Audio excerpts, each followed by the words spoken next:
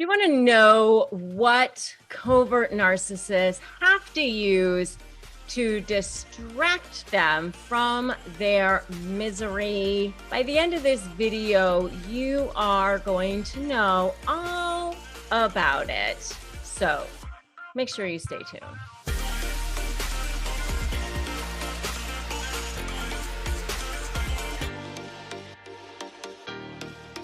Hey there, I'm Rebecca Zung. I am a narcissist negotiation expert, and my background is as an attorney. And on this channel, in these videos, I give you lots of tips, tricks, and resources on how to powerfully negotiate and deal with, manage, and shift the dynamic with the most toxic personality on the planet. And if that is something that you want to be able to do, turn the tide with narcissists, make sure you subscribe to this channel and hit the notification bell.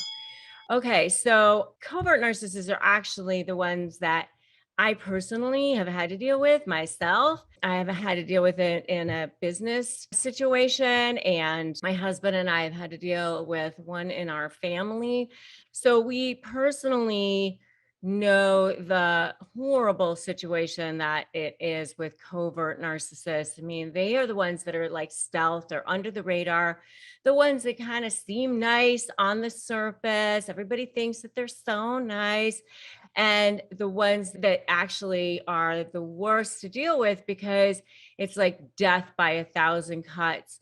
And the ones that when you go to tell people about how they are, people go, well, I don't know, that doesn't seem so bad. Maybe it seems inadvertent. They couldn't have really meant that because they seem so nice, that kind of thing. And I don't know, I talk so much more all about their personality in my video, The Covert Passive Aggressive Narcissist.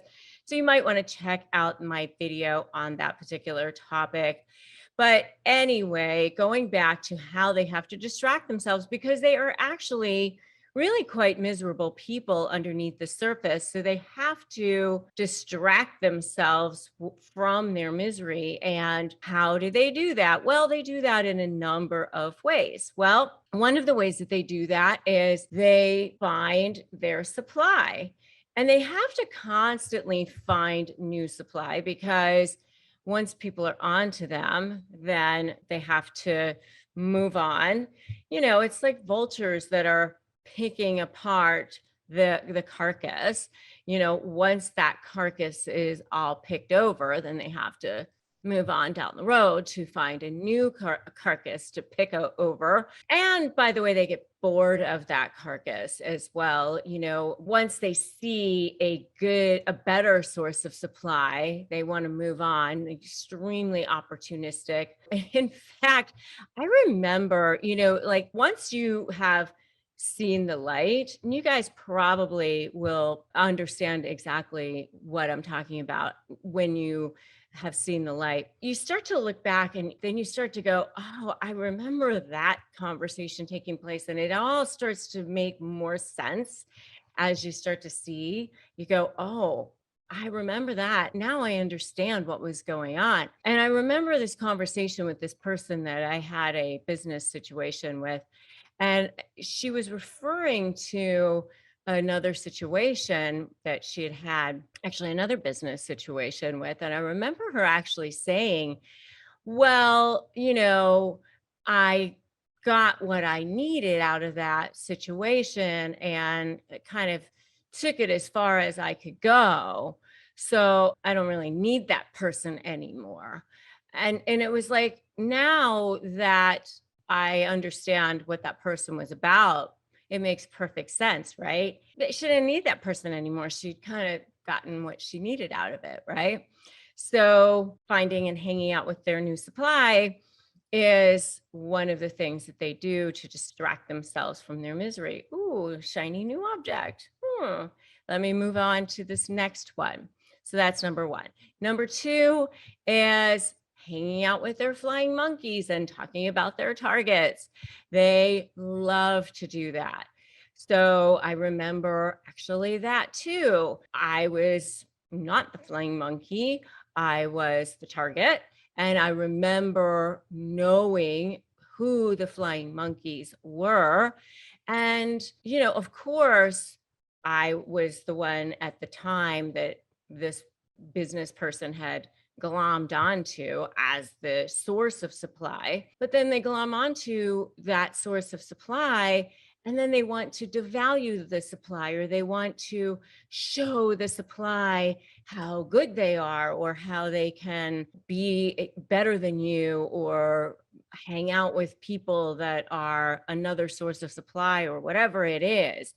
And you're supposed to somehow be jealous, or somehow wonder what they're up to, or something like that. And I remember thinking, am I supposed to be wondering what you're talking about? Am I supposed to be wondering what you're doing? Because I remember thinking, I know that's what you're doing. And I remember thinking, like, I don't care what you're doing. I don't care what conversations you're having, but yet I know that's what you're trying to get me to feel. And I remember thinking, I don't enjoy the game. I don't enjoy the attempt at manipulation. I just want to be out of this situation. But I knew that that was what was happening. I was aware that that was what was happening. And I remember thinking, how did I get here? How did I get sucked into the vortex of this ridiculous game? But I knew that that was what was happening. But hanging out with their flying monkeys and talking about their targets is something that they love to do, to try to distract themselves, to escape their misery, for sure. They love that. All right, number 3 is preening and pretending that they are the person that they are masquerading themselves to be. They love to do that. I remember this so much, especially the 2 covert narcissists in my life. Both of the 2 covert narcissists in my life happen to be women. Definitely doesn't have to be women. Certainly a lot of covert narcissists are men. They love to preen, they love to parade and be the person that they want to portray themselves to be. So they love to be in situations where they can put themselves in to be that person. So, what's interesting to me is, if it's not working for them to be in a certain situation, they may say, I'm sick, or, I can't show up, or whatever, they'll cancel on you. But then if there is a situation where they can put themselves in to look good, like rush to the side of somebody who's sick or has cancer or something, so that they can look good, then suddenly they've recovered from whatever it is that they might have had, because they definitely want to put themselves in a situation where they can portray themselves as the person that they want to portray themselves as. And if this is all sounding very familiar, give me a totally in the comments so far. So I know that this is sounding familiar to all of you. So I want you to give me a totally in the comments. All right.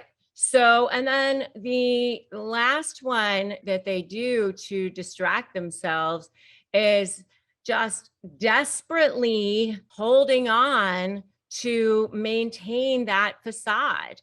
Desperately holding on. I mean, desperately doing whatever they need to do to keep it going. So what do they need to do to maintain that facade? What have they set up in their life to keep it going? So if it's a work situation, if it's a charity that they're running, if it's something that they're doing at a volunteer situation, something within their family, whatever it is that they've got set up to keep themselves looking good, they've got to keep that going so that they can maintain that picture of who they are. So whatever they need to do, they desperately keep that going, to distract themselves, to escape their misery. And so those are the things that they do, that covert narcissists do, to continue to escape their misery. And when they go to negotiate, by the way, it's all of this on steroids and they keep going. But once it all starts to break down, then you become public enemy number one, and it all starts becoming so much worse. And when that happens, you need to be on high alert. And I have so much more about this in some of my other videos. So you definitely want to make sure you check them out. And you definitely want to make sure you grab my free Crush My Negotiation Prep Worksheet to start getting prepared.